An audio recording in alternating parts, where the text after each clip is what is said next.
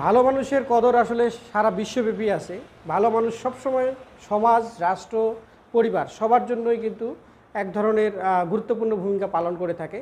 তো ভালো মানুষের আসলে কোন গুণাবলী মানুষের মধ্যে খুব প্রভাব বিস্তার করতে পারে এবং যে গুণাবলীর কারণে একজন মানুষ ভালো মানুষ হিসেবে পরিগণিত হয় এবং কোন গুণাবলীর কারণে একজন মানুষের যে সুন্দর চরিত্র হওয়া দরকার, যে ভালো গুণাবলী হওয়া দরকার, সেই গুণাবলীগুলো অর্জিত হয়।